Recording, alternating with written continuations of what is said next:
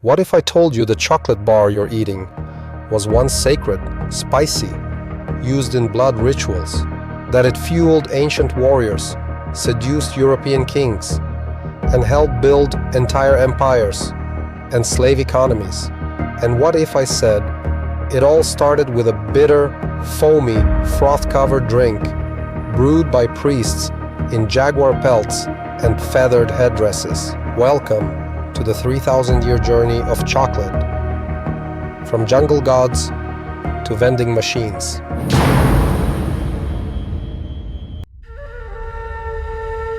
Long before Toblerones and truffles, before Hershey and Nestle, there were the Olmecs, one of the first complex civilizations of Mesoamerica.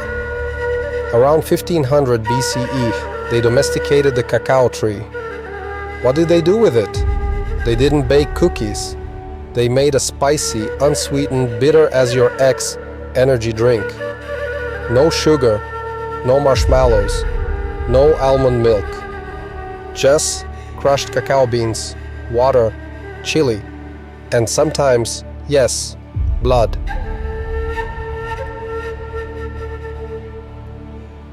The Maya, centuries later, took cacao to divine levels.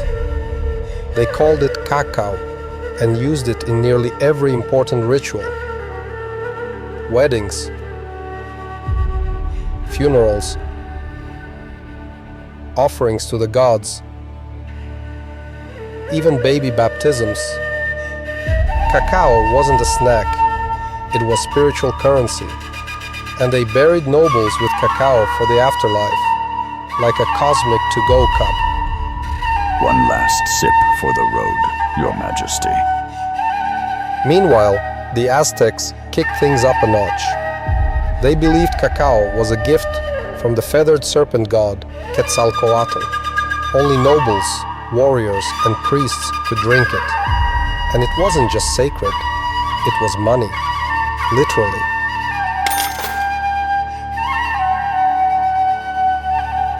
Montezuma II, the last great Aztec emperor, reportedly drank 50 cups of cacao a day. He thought it gave him stamina and aphrodisiac powers. Whether it worked is another documentary. And yes, cacao was gendered. It was often prepared and served by women, representing fertility, nurturing, and divine energy. So next time you sip hot cocoa, you're participating in an ancient, sacred, gendered ritual, and probably doing it wrong.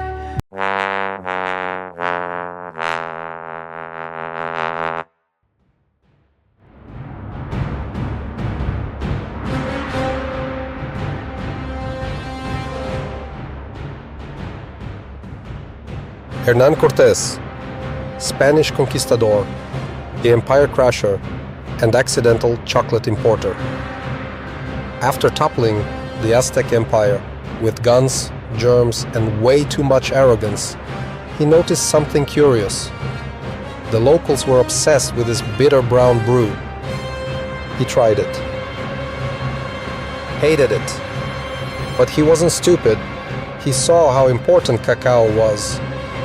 It was liquid gold, spiritual espresso, currency with a kick. So he brought cacao beans back to Spain in 1528. And at first, Europeans were just as grossed out as he was. Bitter, greasy, spicy? That's not dessert. That's regret in a cup.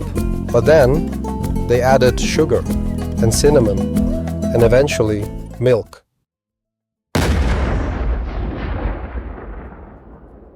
Chocolate glow-up. Suddenly, cacao transformed from sacred sludge to elite obsession. By the 1600s, it had taken over the courts of Europe. In Spain, nobles sipped it while plotting marriages and coups.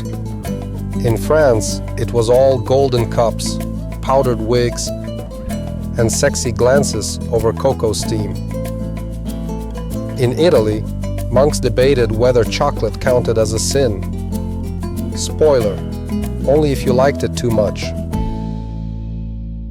Chocolate breaks the fast? Depends. how fast you drink it. By 1657, the first chocolate house opened in London. Think, Starbucks meets a pirate, tavern meets Bridgerton. Politics, gossip, business deals, all fueled by fancy hot chocolate. Another round, my lord! Doctors prescribed chocolate for melancholy, digestion, and general faintness of the spirit. Basically, if you were rich and mildly sad, chocolate was the cure. Dear Lord, it's the ancient Vicks Vapor Rub. So yeah, chocolate went from warrior fuel to courtroom flex in under a century. Because nothing says we conquered your empire like adding sugar and calling it European. By the 1800s, Europe had a new obsession. Let's make everything faster, cheaper, and louder. Welcome to the Industrial Revolution, aka the golden age of mass production and questionable labor laws. Coenraad van Houten, a Dutch chemist with a lab coat and a dream. In 1828, he invented the cacao press, a device that squeezed fat, cacao butter, out of roasted beans, leaving behind dry powder. Why does this matter? Because suddenly, chocolate was smoother, less greasy, easier to mix, affordable.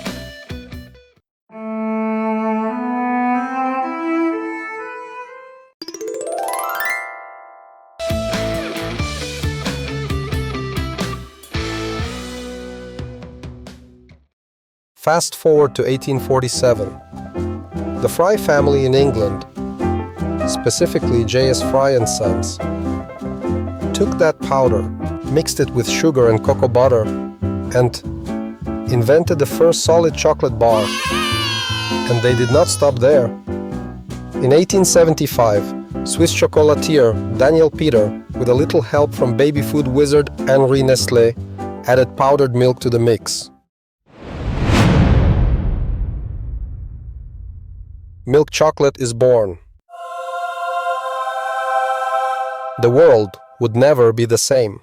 Meanwhile, in America, a man named Milton Hershey walked into the 1893 Chicago World's Fair, saw an industrial chocolate-making machine, and went, Yeah, I'm building a kingdom. and he did. He built Hershey, Pennsylvania, a literal town funded by chocolate, with schools, streets, a zoo, all powered by cocoa and capitalism. Suddenly, chocolate wasn't rare or ritual. It was wrapped, branded, and everywhere. It had categories now: for women, luxury and romance; for kids, fun and joy; for soldiers, taste like patriotism. During World War I, Hershey bars were included in US Army rations.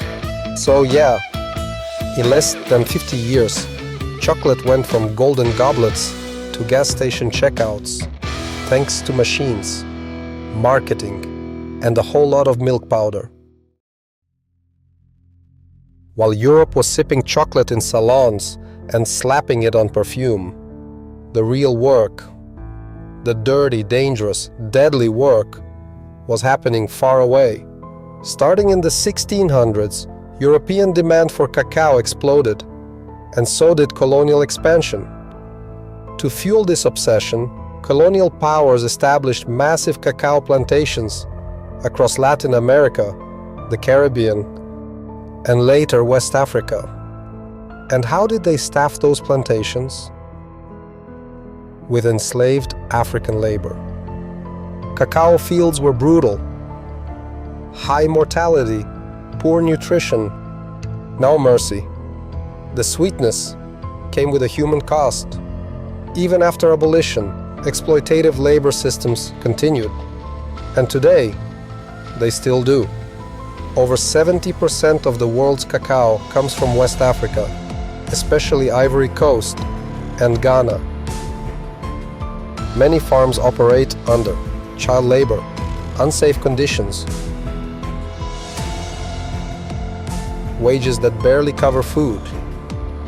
Sure, fair trade, Rainforest Alliance, and bean-to-bar movements are trying to fix things.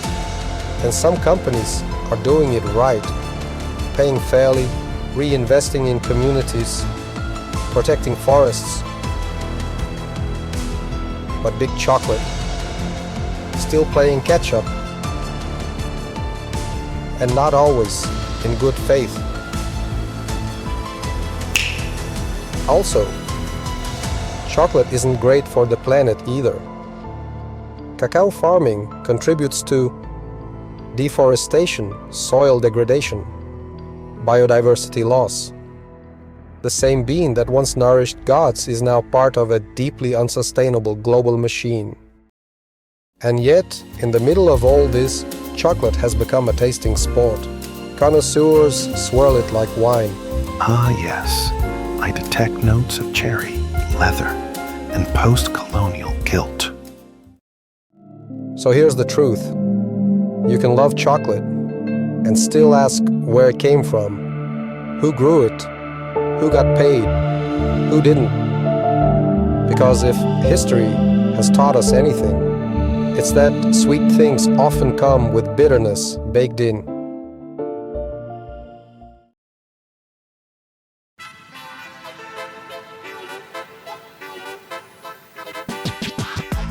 Today, chocolate isn't just a treat. It's a $130 billion global industry, a cultural icon, and a lifestyle. It's in candy bars, protein shakes, lipstick, even toothpaste. Yes, really, look it up. There are now over 1,000 different styles of chocolate, from 99% dark to ruby pink, from bacon truffles to CBD-infused bonbons. Chocolate is everything, everywhere, all at once.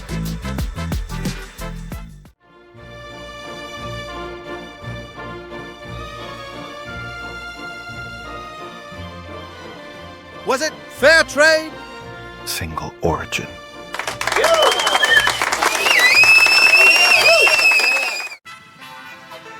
And the future? It's wild. NASA is testing chocolate as food for space travel. Scientists are growing cacao in labs to avoid climate impact. Engineers are 3D printing truffles like edible architecture.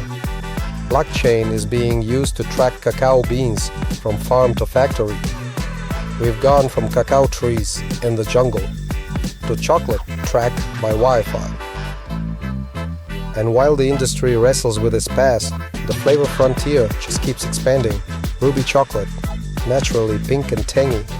Mushroom chocolate for the earthy types. Keto paleo vegan zero sugar fair trade organic bars that taste like moral superiority. And yes, someone even made chocolate snuff, as in powdered cacao you snort.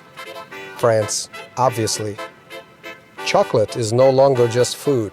It's art, science, identity, comfort, commodity, cultural inheritance.